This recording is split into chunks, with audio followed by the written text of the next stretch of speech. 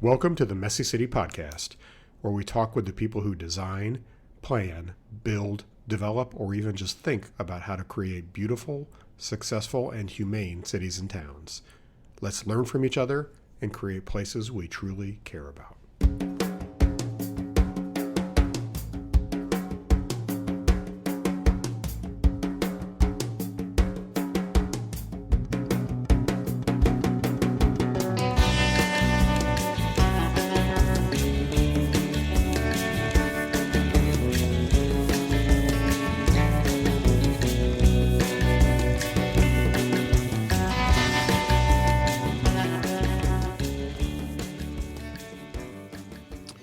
Welcome back to the Messy City Podcast. This is Kevin Klinkenberg.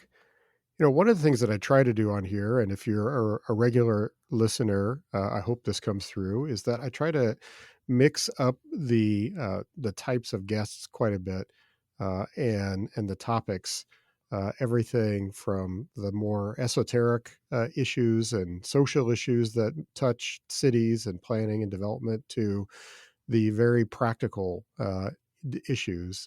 And because I'm a Midwesterner, I'm obsessed with practicality.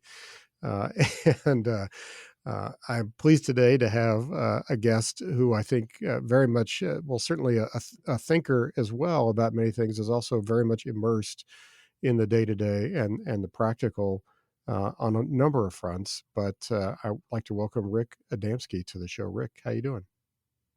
Good, Kevin. Thanks so much for having me here. Very excited about it. Well, I'm glad to have you as well. And so Rick is now in Texas. I really wish everybody could see the video. I'm not going to share the video yet. I've actually had, I've had people requesting to do video and put it on YouTube, and I may do that at some point when I can magically find a few more hours in my life to figure that out. But this would be a fun one. Anyway, Rick and I were chatting beforehand about how he needs a haircut, and his wife's going to help him out. But anyway, Rick, why don't we help the audience get to know you a little bit? Again, Outside, Rick's I was going to say, another. outside of the fact that my hair and beard have gotten a little unruly. Yeah. Okay. Well, we're coming out of winter, so it's okay, right? So, although Okay. That's you good then. don't really have winter in Texas, so I mean, No. no. But Rick, why don't we talk a little bit about your background from sort of the world of planning and are you originally from Texas? You're not originally from Texas, are you? No. Can't you hear my Midwestern accent? Yeah, Yeah. that's what I thought. Um, I was born in Chicago, Oh, okay. and moved around. I lived in Cincinnati. I lived in Michigan. Kind of moved back and forth. So I do remember what a real winter is. But I have to admit that my blood has thinned a bit over the years. So sometimes I'm like, wow, I can't believe I used to live through this for months and months. But yeah, so I ended up getting my degree in University of Cincinnati, but unfortunately, I got it in sociology. I didn't yet know that I wanted to be an urban planner, even though they've got a great program there. Ended up moving to Chicago, did a few things. I ran a newspaper. I did title searches. Um, I did kind of a couple of things. Started a business to help people with houses in foreclosure, and then ended up deciding a little bit later that I wanted to study urban planning, which I didn't even know was a thing for much of my life. Mhm. But the funny thing is, a lot of my life I was really kind of professionally directionless. Once I decided that, and that was, gosh, we're talking 17 years ago or more. I never have had doubts since then that that's what I wanted to do. Mhm. I've always knew since then that this was my vocation professionally in life. What So, can you talk for a minute about like what was it? What was a trigger there that made you really think you wanted to be a planner? um, so the immediate incident that happened was that I was in a car with my stepfather, my mother, and my ex-wife, and I was talking as I did about all of these types of issues that I still talk about and still think about, but with a lot more experience. And my stepfather said, you know what, you should go to school and study urban planning. Hmm. And all four light bulbs went off in the car. That it was like, this is perfect. This is what you need to do. And I was like, yes, this is what I need to do. That's perfect.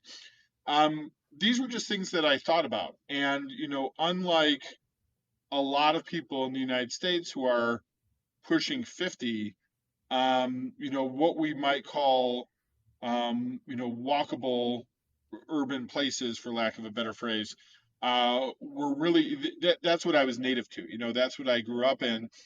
Whether it was living in the Hyde Park Square neighborhood in Cincinnati, where you still can, walk to Graders, the OG Graders, and get the best ice cream in the city, and then was able to walk to stores, and I knew the neighbors, and I walked a half a block to school and to church, all that stuff. Um, On to moving to Chicago, living in Oak Park, Illinois, which is Hmm. the most kind of what we might call urban suburb, second most urban suburb of Chicago, Yeah. and then just making choices since then to live in places like Ann Arbor, or to live in the university neighborhood in Cincinnati, or to move back to Chicago. That was really a natural habitat for me, and I think that because of that, I happened to have developed some instincts that maybe a lot of people who didn't grow up in that don't. I just kind of understood intuitively, I think, a lot about the way that cities worked, and how they functioned and what was possible in them, from having that background, I would say. But yeah, I would be talking, I'd just be, before I studied any of this stuff or read any of it, I'd be like, hey, why isn't that, old warehouse building? Couldn't they do, XYZ, and have all of these cool uses in it? That was just the way that my brain naturally worked. And fortunately, I've been blessed enough to figure out a way to make money doing that stuff.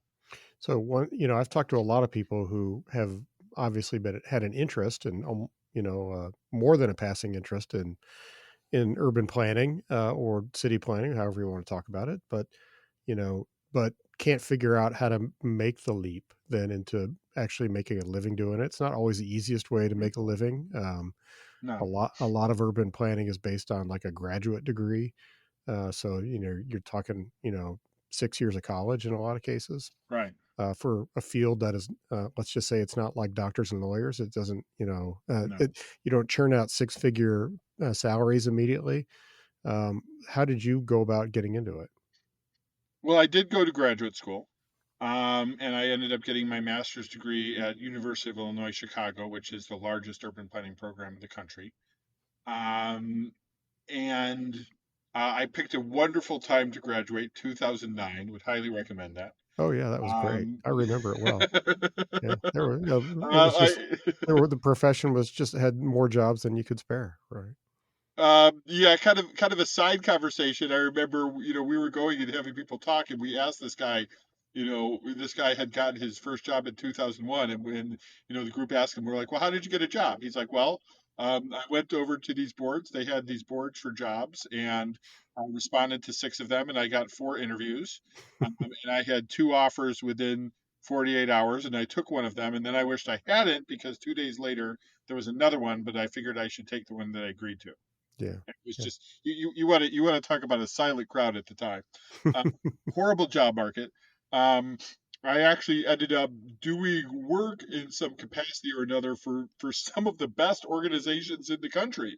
The American Planning Association was headquartered in Chicago at the time, so I did my internship there, and the Congress for the New Urbanism was headquartered in Chicago, so I worked on this Freeways Without Futures project that I led at the time, and the Center for Neighborhood Technology, if people know the housing and transportation affordability. I had these great organizations, and it was like, hey, you think you can hire me full time? It's like, no, not really, because of the time. So I end up moving to Fort Worth, Texas, and it really, really changed the way that I looked at everything. And I met people in Dallas and Fort Worth who just revolutionized the way that I looked at cities, um, and I think put me in a very different direction. because I think that if I'd stayed, I would have been kind of a zoning geek or a research geek. Certainly if I'd stayed with the APA, I probably would have stayed with them for 5 years and became like this super zoning expert or whatever. Like because I was, working for the Planning Advisory Service. Um, and then I started realizing that this stuff was not really mainly about the physical form of places. It's about that. It's very much about that, but it's really about people, and it's really about giving people, how people act on their environment, how people put their money, their energy, their time, their faith into a place. And so it's like this very humbling experience where it's like, okay, so we have to help people to make their place better. Now, there's things you need the government to do. You're not, if you need to build a bridge, right? You need the government to build the bridge. But the things that actually make a place great, the reasons why you visit the downtown isn't because of its infrastructure.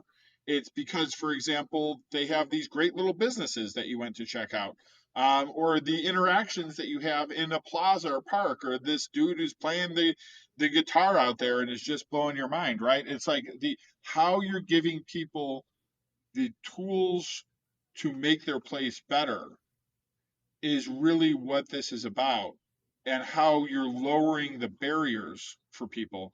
That became the most important part. And it's a very it is taking on a more the planner more as a servant of the community, and more of, hey, I'm an expert in a lot of things, but I'm going to go back to Dallas, right? That's where I'm going to be. I'm here for 3 days. I'm going to write a report. I'm going to try to talk to some people and make some things happen. But I'm going back to Dallas. This is on you. And I started to look at that, and at the same time, I started to talk to all these people who were thinking much more bottom up and much more incrementally. So I'm working for the city of Fort Worth. They have this neighborhood Riverside on the northeast side of Fort Worth.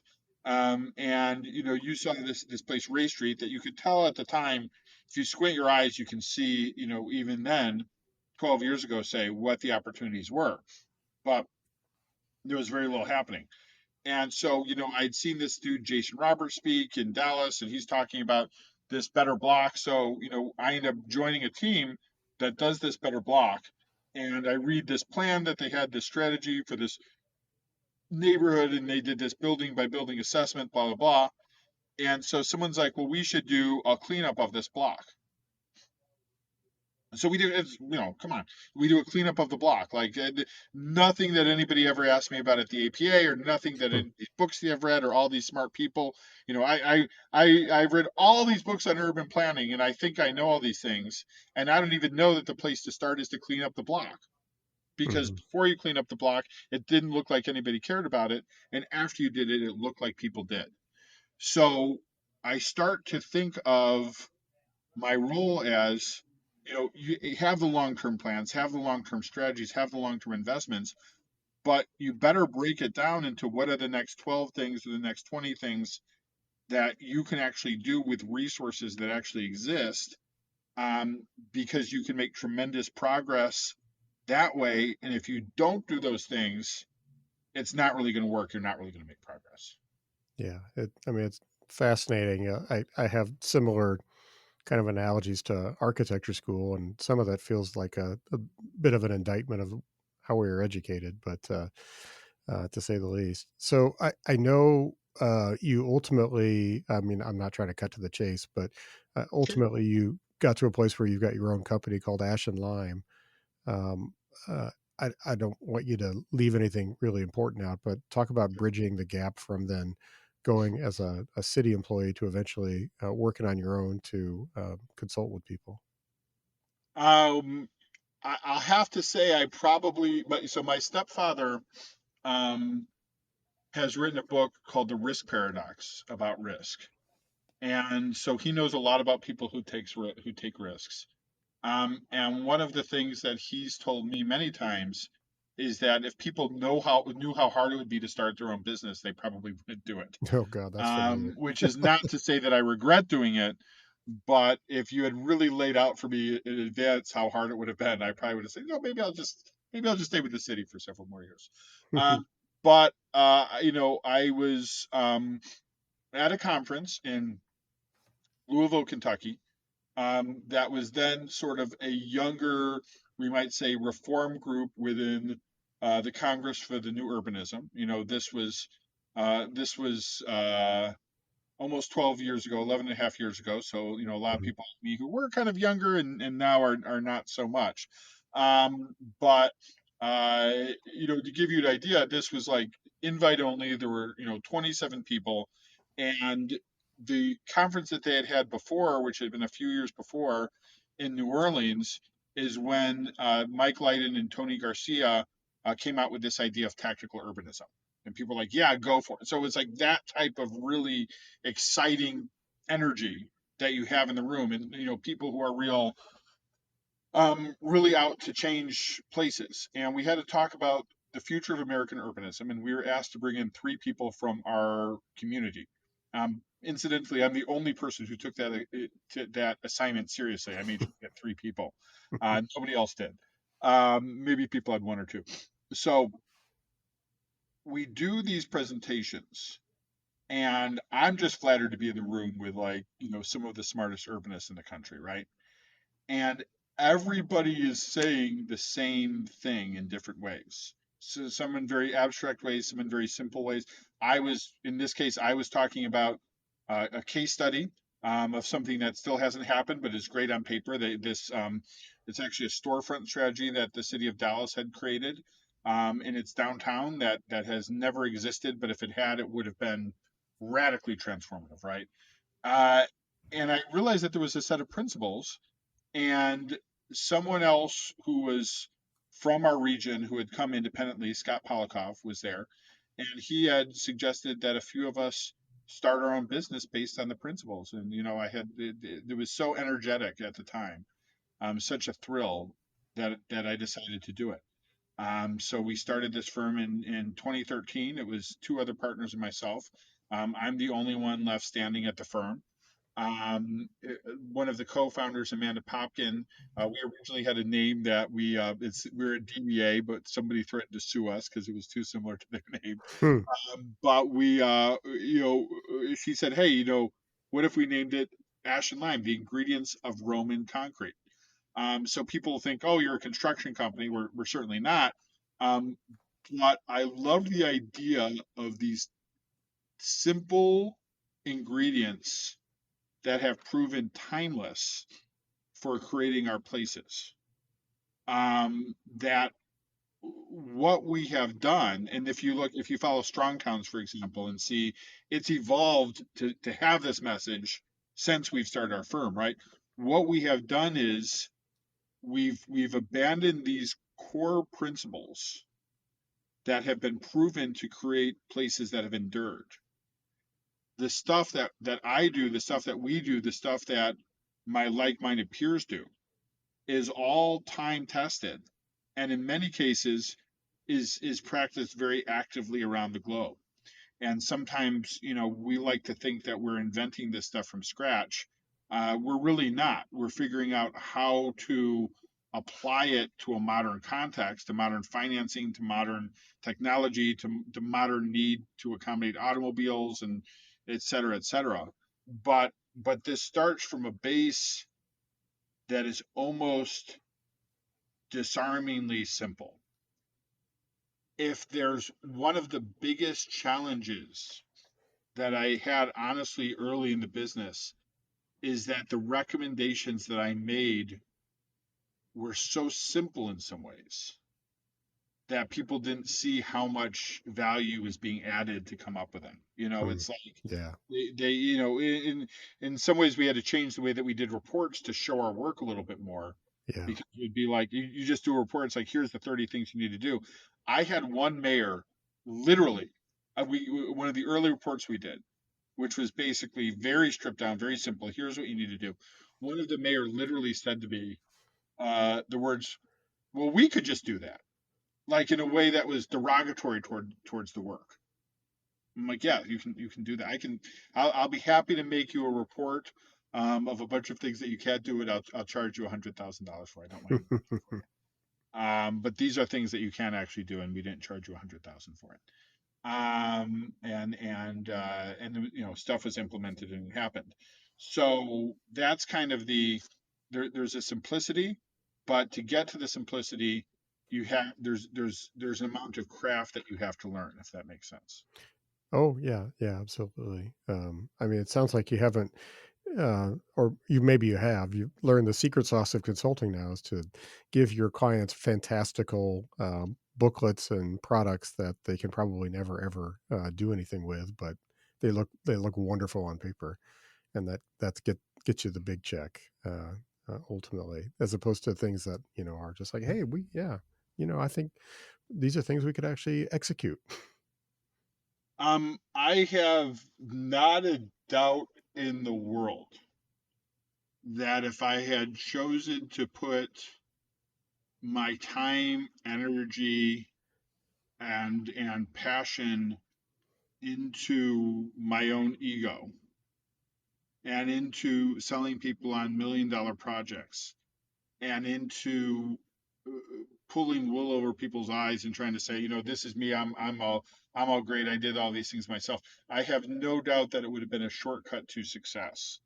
But I also have seen people who've taken that shortcut to success, who have flamed out very badly. Sure. Yeah. So I'd rather take the route with higher integrity, and you do have to figure out as a consultant how to show your work. So sometimes it's like sometimes something that you may see intuitively, you might need to show the client maps to prove it, and which is fair, right? Like Right. there's a balance there, but if I walk into a place and I say, oh, this is the most logical place for the downtown to expand, I may see that because I have a certain experience with it, but it's a lot easier if I say, hey, we did an assessment, we looked at the storefronts and the quality and the setbacks, and we ranked them, and we're creating a map for you. And according to the map, this shows that this block is going to be the best, right? Um, it shows more thoughtfulness, and also it's a way of testing my own assumptions, Hmm. right? It's like you still want to make sure that whatever your instincts are, that the data supports you. So that's fair to do that. It's like multiple ways of looking at these things. So the other night, I got the chance to give a little presentation to a group of architecture and design students.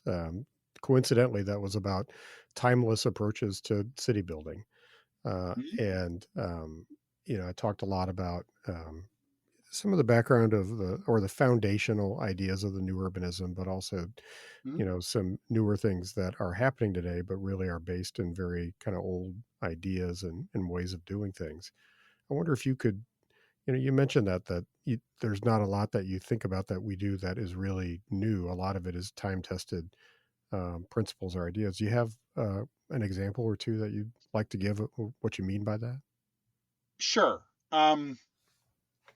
So I think of there's a couple of examples we could use, but I think of the idea of micro entrepreneurship, and that the micro entrepreneurship starts temporary at low risk Mhm. and then becomes more permanent from there. Now that's true, by the way. That's also true of buildings, right? Right. It's like if you show me a place where a skyscraper is going to be sustainable for 100 years, I'll show you a place where there used to be shacks, right? So the Burj Dubai in Dubai, right? That is that going to be occupied and economically feasible in 100 years? I doubt it. The Empire State Building has been feasible for 100 years, and there's a much better chance that it'll be feasible in 100 years. Why? Because someone put a shack there, then a bigger building, then a bigger building, and it grew organically. So it grew incrementally. Incremental doesn't mean small. Incremental means you can do an Empire State Building and make it work, right? Because you built it step by step and took small bets until you knew you could take the big bets. And we can come up with all sorts of analogies, for example, to markets, and that places that start with markets, it evolves into something else, and that's where cities built. So one of the things that I've used, I have some quirky um, things that I use AI to research that might have been hard to research before. One of the things that I've gained a lot of interest in are like the medieval, the Renaissance fairs, the medieval markets, right? Hmm. And so if you look at the trajectory from what I figured out, cities that were about the same, if one of them had a Renaissance fair and the other didn't, right? Like if one of so the idea is like you have a market, right? And so you can't, at one time in history, if you were, if you wanted to bring goods to market and you're trying to go through, medieval Europe, right? You're not going to be safe. You have to say, okay, everybody's going to arrive at the same time. We're all going to have security. We're all going to be protected. We bring our goods in. We're going to, everyone comes in to exchange the cash, and then we take it out. And so that's the way that, you're going to have to wait until it comes if you want to get specialized goods or anything like that, right? But as what it turns out is that the places that had these pop-up markets appear to have taken a permanently different trajectory based on these short-term events that they had, right? So you're doing something that's pop-up, but all of a sudden it's like, well, we need to create longer-term security, and we need to have a banking system, and we need to have merchants, and we need to have spaces where places where people can do business, but also spaces where people can entertain people. And so you're doing something short-term, but you're creating different trajectories. All of these things are started very small and built up, and that's the way that people all over the globe already think. So I'm working in a neighborhood in Fort Worth, um, called the Northside neighborhood, where I just started. That is, very predominantly Mexican American people, right? And they're looking at doing these sort of markets. They kind of build something for it, but it's ended up kind of having, insurance companies or whatever, nothing that exciting. But they're seeing opportunities to perhaps have markets, and the idea of having a small vendor, whether they're, selling corn or whether they're, a little bit bigger and then they can grow into something larger and evolve, is extremely intuitive to these societies, right? So that's that's a timeless principle. Um, I'll give a specific example. I know that Monty Anderson, um, so who's a developer here in Dallas. In fact, I am sitting right now in a co-working space that Monty runs Hmm. in Duncanville, Texas. Okay. I office there, and I have this little booth that I'm taking here. So I I office with Monty and meet with him, usually a few times a week or a couple times a week. Um, so, but he has this place that's pretty well known called Grow DeSoto. This is in an inner ring suburb of Dallas. It's a very suburban community that does not have a downtown. I'm sure you're familiar with it, at least to some degree, Kevin. This is, Hmm. and this is the old Ace Hardware. And so we worked with them in order to make this essentially a small business hub, an entrepreneurial hub, where you have several micro restaurants, you have micro retailers, you have shared offices, and a couple of other things that are all under one roof, as well as having outdoor spaces. When we first did the design, so you figured this is a blank wall basically that you have here. Um, so Monty was very big on, we need to have not only a way that you can go inside and go up to these restaurants, but we need to have a window that you can walk up to these restaurants in. So he was very insistent, and it was like these traditional markets, they have windows, so not only can you go outside, but you go inside, but you can also go outside, and it interacts with the outside. Nobody used them. Nobody walked up to them. Everybody went inside of Grow DeSoto to go to these restaurants. Hmm. And then what happened? Global pandemic. Now all of a sudden, the fact that he's got a bunch of food trucks out there and he's got seating, plus he has, 7 restaurants that people have to walk up to, that people can walk up to from the outside without going in. Now all of a sudden, it's a huge asset. And so he can put out more of these food trucks, but also these businesses are actually doing better during COVID than they did before COVID. Hmm. And the outdoor seating areas, which is, literally having a strip shopping center with compressed granite and outdoor seating in the parking lot, all of a sudden becomes this amazing thing. So this becomes an asset.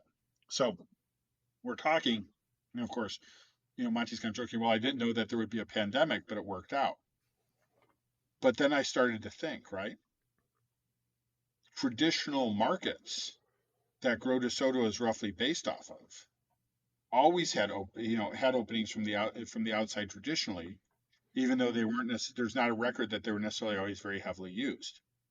And if you go back during COVID, they reopened some buildings in Italy that had an opening where you could exchange wine and exchange money through there from the Black Plague. Hmm. So it would be reasonable to speculate that one of the reasons why they created this pattern is because they had some sort of epidemic, pandemic. Um, People were no longer wanting to be in close quarters with each other, so they gave an option for things to be where you could exchange from the outside. Right? Hmm. We do all sorts of things. All of these things that we do. Once you look at it closely, if you look at things that we do traditionally from an urban perspective, they make sense from other perspectives, and there was a reason for them, even if the reason is forgotten. And what we did kind of, enough about architecture to know, modernism, we kind of said, we're just going to toss all of that out. And they very quickly started having a bunch of unintended consequences. It turned out, well, we're just going to have these kind of stripped down Miesian buildings. It turned out, well, these features that Mies thought were a crime, right? They actually had a lot of purposes, and it's actually kind of a drag to be in a building without them. That we were able to figure out, oh, the weather conditions in this place led to these types of designs and stuff like that. We figured that out. Um, so there's thousands of years of embedded wisdom in these principles, and we don't always know why the wisdom is there or when the wisdom will come to serve us, if that makes sense. Yeah. So That was a long answer, probably. no, it's good. It's good. And I get all that. I think that makes a ton of sense. So, uh, how have you had the opportunity then to kind of take those principles? So, like the strip mall examples is super fascinating, and everything Monty does is really interesting, and he does it so well. Have you had the opportunity to kind of take that same notion, those same ideas, and apply them in a more traditional, like urban context, whether it be a small town or something like that, and see how that might react? I often think about this because I may have talked about this before, but I think a lot about some of the early experiments, like in Seaside, Florida, with Perspicacity, the little pop up markets that were built there, and have Right. just often thought that that same mindset and approach to really inexpensive pop up retail would work so wonderfully well, even in older communities that are struggling. Because it's an inexpensive kind of incremental approach to building up like your main street, for lack of a better word. Yeah, I mean, I think that that type of ethos is in some way embedded in everything that we do. So, I've certainly worked on things where it's like a pop-up retail, right? Where you're just saying we're going to take several vacant storefronts and we're going to create temporary activity in them and connect them with people who are looking to start their own business. Hmm. We've seen, for example, things like one of the early projects that we did that turned out to be long term very transformative um, was in Garland, Texas, which is an inner ring suburb of Dallas that is about as old as Dallas, I think a couple of years younger than Dallas. And that has a train on it. And this was very early on in our business. And this guy goes to us and he's got this burnt out building on the square, doesn't even have a roof, right? Hmm. And so we were working for the city. What we thought we were going to do was give a report to the city. And then what we thought was going to happen was the city was going to take our report and do things with it. We had two instincts that served us well. One of which is that even though it was a small contract, we spent about 40% of the contract on public engagement of some form or another. So just spend time talking to everybody, right? And the second is that we based it off of, if you're familiar with the Better Brainerd report that Strong Towns did, where they basically said, here's 5 simple things that we can do already at very, very low budget with like money we have. We can just do these 5 things. So what I said is, okay, we're going into these towns. Our early business model was like, let's just tell them 30 of these things that they can do. And it turned out that when you combine those things, you actually talk to people and they're like, well, couldn't I just do this? And it's like, yeah, here's how you do this. Let's do it. So the biggest, we had several wins there. But the biggest one that we had early on was that, this guy with this burnt out building, um, he said, let's make this thing into like this food truck loft. And we worked with this developer. His name was Robert Smith. He was not the guy from The Cure. Um, but and we said, let's do, this guy wants to open up a brewery. Let's just give away some brewery samples and have him invite his friends, and we'll bring in a musician and put in a food truck and have the city come and have him come in with a drone, see what happens. And people are like, this is downtown Garland. You're not going to get young people to come to downtown Garland. Turns out we will if you give them a cool band and free beer, they'll come. So we had several hundred people show up for this. It had several positive impacts.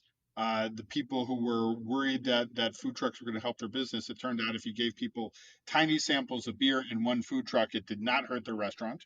If you attracted a few hundred people, people ran out of food, as you might imagine. But if you go now, downtown Garland has this intrinsic brewery, which ended up being incubated. Lots of places they give big money to breweries to pay them to incubate places. We were able to do it at very little cost. Or you have, we helped to incubate this place. This place ended up getting some money from the city, but it created one of the best places in DFW, Grand Prairie, Texas, the Firehouse, Grand Prairie, which is kind of a restaurant, coffee house, indoor, outdoor event venue.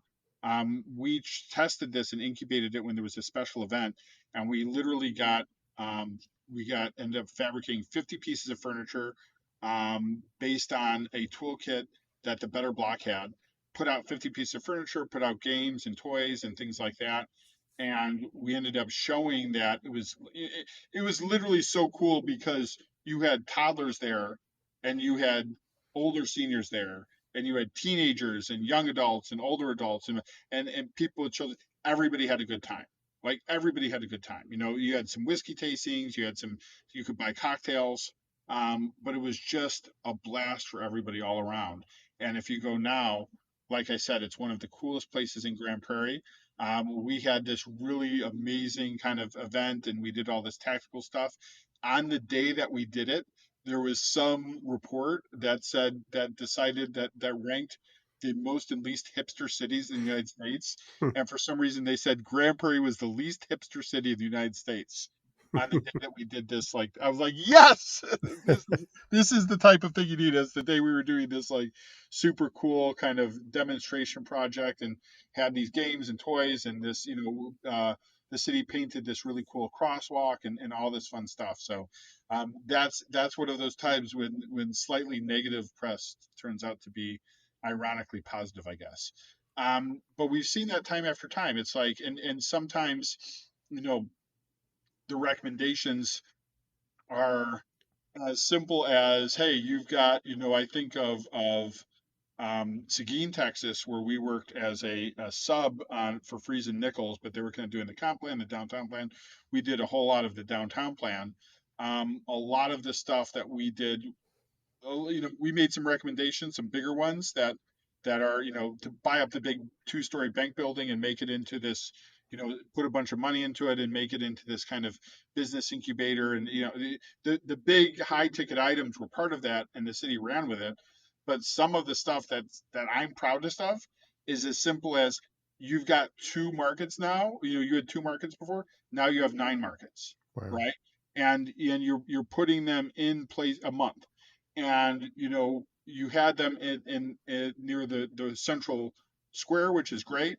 But there's this gap here because it's like you've got this downtown core, then you've got this block, and you have these visual cues that tell you not to pass by there. But if you ignore those cues and walk a block, there's like a bunch more really cool stuff, right? So you have the downtown that's separated. It's like put some markets there. We couldn't. The city so far hasn't been able to put them at that very spot, but they put them just beyond that so that people will walk and go. This was a very simple recommendation, but going from having two markets to nine markets is also a very transformative recommendation, especially if it's well placed. So these principles kind of come up again and again. Sometimes you have something that is like you get to tell a really kind of glamorous story about it. But sometimes what's most important is that they do something simple and it works and it helps to move the needle.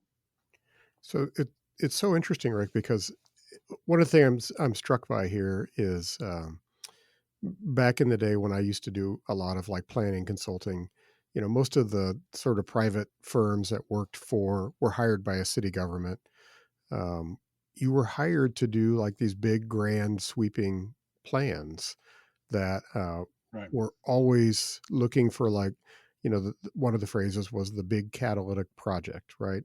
And so much of that work was, I mean, a lot of it was really beautifully done. Some of them were really good plans, and sometimes they worked. A lot of times they didn't, but it really was like a whole different approach. It was thinking about sort of grand moves that might happen over a 20-year period, that could transform a community. That often required some sort of major investment on the part, maybe a public-private partnership, as we say.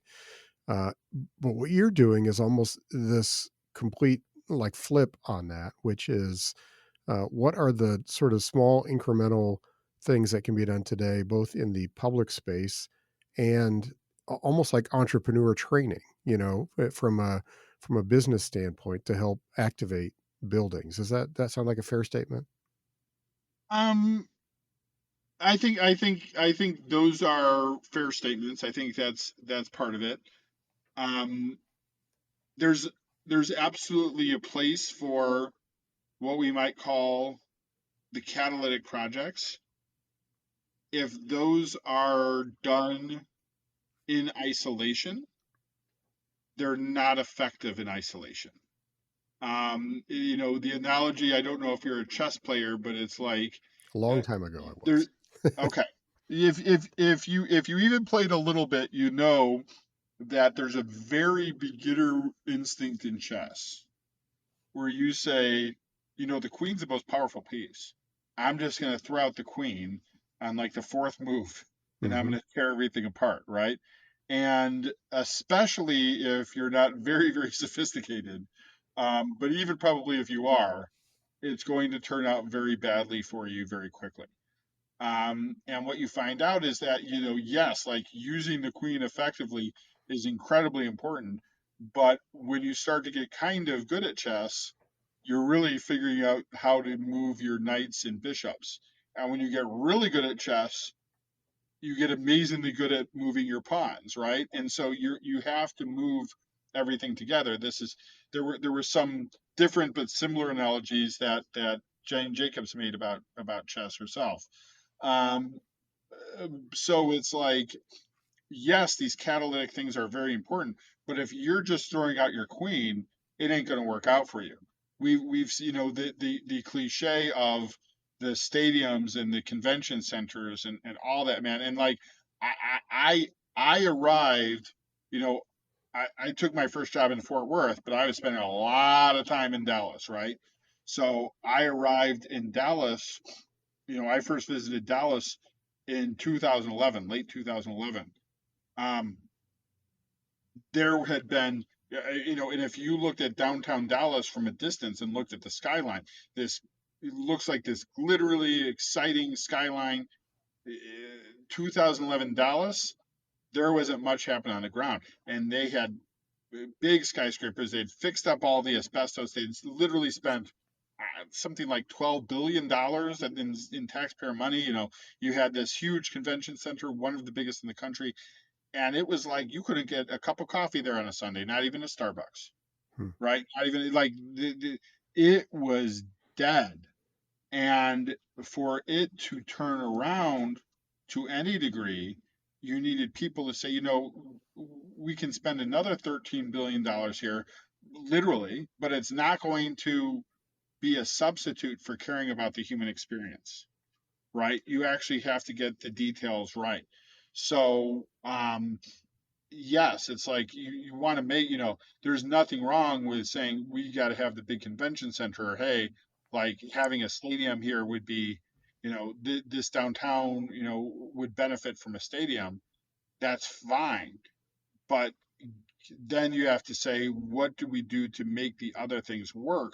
Because I've seen it where you make these big, where if anything, these big investments repel people if you don't do it Right. thoughtfully. Yeah. I mean, we have the State Fair of Texas is located in Dallas, and you have this fair park. Um, God, I always knew exactly. I want to say 277 acres, but I could be wrong. I always knew exactly what it was. I think it's that. But it's this huge park and these huge parking lots, and it has an anti-human effect, like a human repellent effect on three sides of it. Like it's surrounded by disinvestment on three sides that it feeds and supports and creates boundaries and barriers. So you can have this amazing resource, but it's a negative if you don't actually care about what is the experience of the people who are around it. Yeah. And that's what I see over and over again. Well, and it also seems like, I mean, it's almost like that's a more democratic, like small d democratic form of planning and working with cities, in that you are empowering lots and lots of people to take action in their own place, as opposed to, um, you know, well, we're just going to tee up a couple of big projects that, a handful of people are going to figure out how to make happen. Right. Yeah. Well, it's it, I guess I'm gonna point to Jane Jacobs twice in this conversation. But one of the if you look at her insights and if you look at why I think her insights from you know 64 years ago or whatever are still relevant. Um, One of the things that she really emphasized is that cities have to be created by everybody. That for cities to be for everybody, they have to be created by everybody.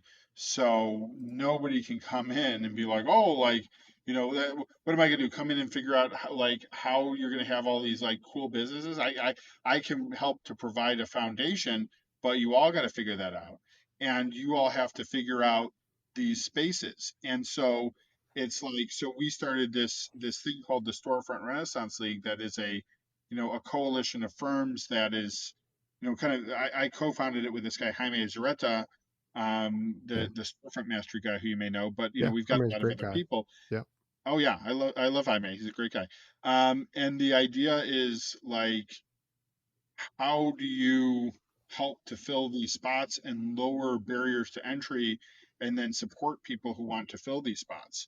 And so it's like all of this is grassroots and bottom up, but it's also the funny thing is that the programming of spaces even becomes much more interesting when it's not over programmed. There's like a weird magic to it. Like when I have helped to create temporary spaces that are just flexible, people will always do things that I don't expect.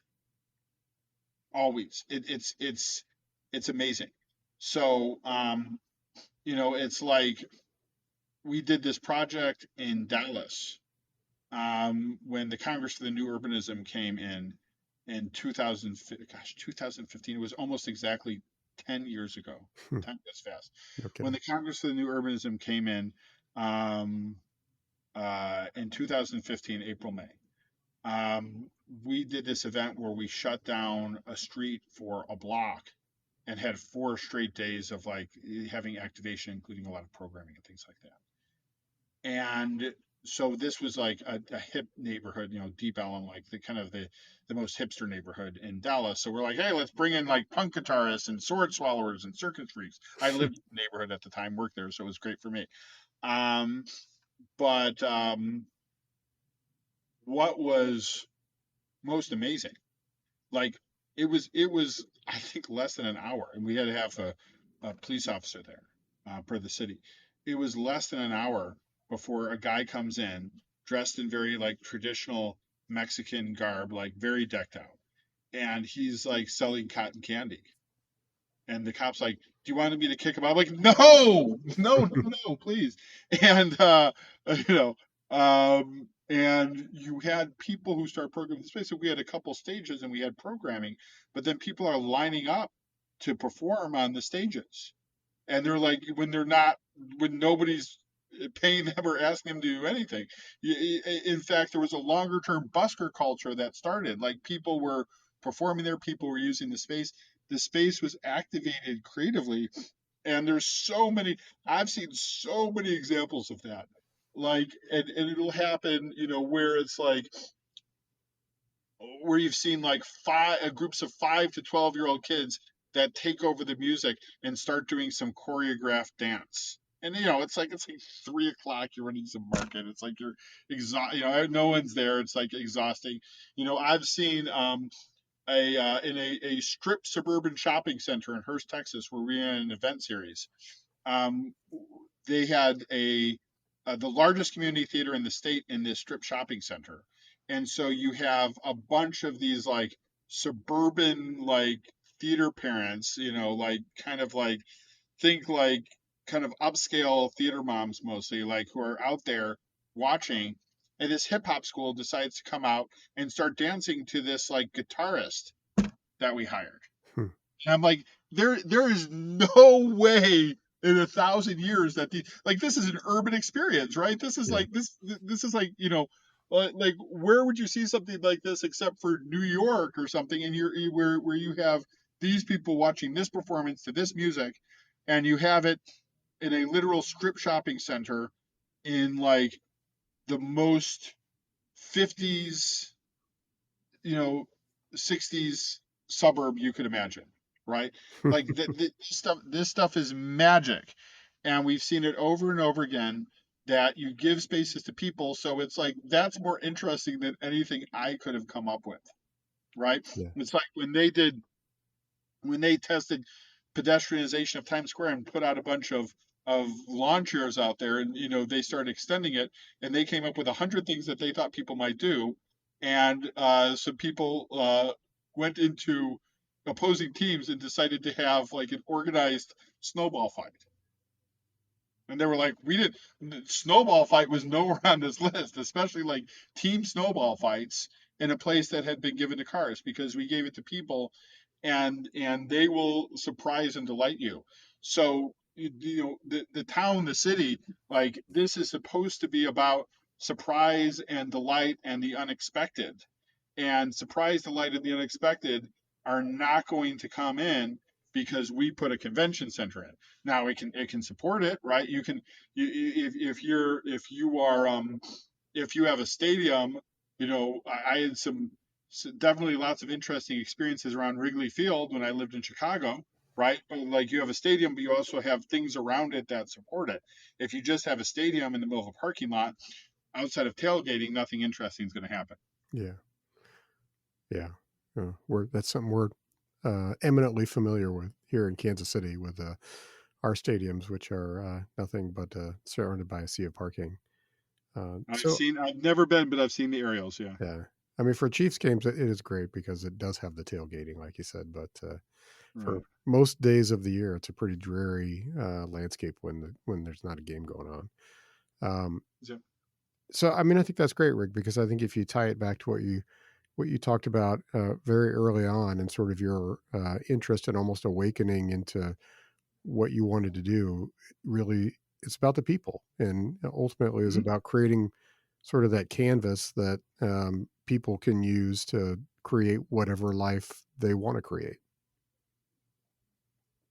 I think so. So I think that, if we talk about the new urbanism, and if you look at the charter of the new urbanism, it's funny because I know they made some changes to the charter, but I wasn't even really watching that closely, so I can't necessarily comment very specifically. But if you look at the original charter, right, which was a very, very radical document in the 1990s, Hmm.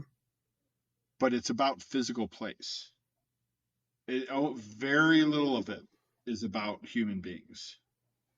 And the movement that's come since then that might be considered from, the younger people within the new urbanism, that was my introduction to it, the younger at the time, right? Where I started my business, what this really was about is connecting people and places. So a few years after I started my business, we had the next event that we had was in Memphis, Tennessee. And what I said in Memphis, um, what I called my presentation was called Operation Pocket Change. Hmm. And what I argued was that the people who were in that room, if given a negligible amount of money to leverage in the big scheme of things, could move the world. That they had sort of the people things down, and they had the places things down, and they integrated it in a way that was extraordinary, but that we haven't figured out the money. This was like 7 years ago. Um, and I still feel that way. I don't think that that's changed. I think that we've done great work for people and places, but I think that the relatively negligible amount of money that we need to really take things to the next level and to really be transformative, we just haven't really figured out. Even despite all of these grants that have come down, despite massive federal funding, and so it's something that I don't necessarily think about big picture all the time because I'm just trying to figure out how to, kind of keep things going and get projects done and get. But it's I think that, like, figuring out how to leverage things, and look, like, every town, most small towns in Texas, you've got somebody who's an economic development person who makes six figures, right? And most of the economic development stuff that they're doing is just really silly. Like, we're doing really silly things, when we could be doing extraordinary things to help our community, and to try to find the leaders to do it. Like, we're taking a lot of money and using it very foolishly. And I think that if we could figure out how to use it bottom up, we'd be much more effective. But it's going to require a very different way of thinking. Now, I, you know, I've learned that it's very hard to move the needle on the way that government thinks, even at whether it's a big city or whether it's a very small town. And that was really emphasized to me during COVID because I had shifted a lot of my business to focus on, from asking the question, "How's your downtown doing?" which would have gotten the phone understandably slammed on me, to the question of, "Are your businesses in your downtown going to make it?" And I was able to at least have conversations based on that. But I saw a lot of paralysis, and the cities, for by a variety of sources, as you know, were bailed out of their Hmm. paralysis, and everything turned out okay. Um, I'm seeing similar levels of paralysis and denial right now, because for the last 4 or 5 months, whatever it's been, I've been saying, Whatever grants you were counting on, I wouldn't count on that. Whatever federal funding you're counting, I wouldn't count on that. I've been saying that since early November, right? And I don't think that it's sinking in for the most part with cities. And I think that, you know, I've talked a lot about self reliance and that cities and towns need to learn how to be more self reliant. And I've realized that there are people who might take that more literally than I would. That there's a lot of people who don't want help from the city because they think their business or they want to do it all alone, and they see it as a point of pride. But it's like we need to have self-reliance in the sense of like, look, like this our neighborhood, we can't count on federal funds to come in. Even if we have grants already, maybe those grants will be fine. Maybe they won't. We can't act like we're always going to be bailed out. We really might not be bailed out this time, right? Hmm. We really, like, it really could happen this time. So we're certainly going to go through a lot of pain.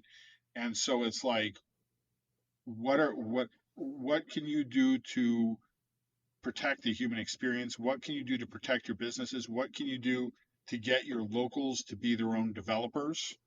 What can you do to lower the barrier to entry so that people can still make a living? Like, how do you still get things done? If you're the park that you were planning for your downtown, maybe it ain't gonna happen. What do we have a lawn? Can we put out some string lights? Can we have a movie night? Can we have a band come in? What can we do to provide support? And to me, this relates very much to everything that I've been working on and I've been saying, for the past 11 and a half years, but it's just more urgent. Um, Things that you may have been bailed out if you did before, I'm not sure that anybody's coming to bail you out. And I think that you're going to have to figure out how to do more with less. Yeah. And Yeah. there's a lot of problems that we're coming with that I don't have the answers to. If the Department of Education, just like with COVID, where I was like, I can't help you with like the biggest problems you have, right? But I see what I can help you with, because it's like, um if you don't have schools, I don't know what to say. Like, that's not something that I know how to help with.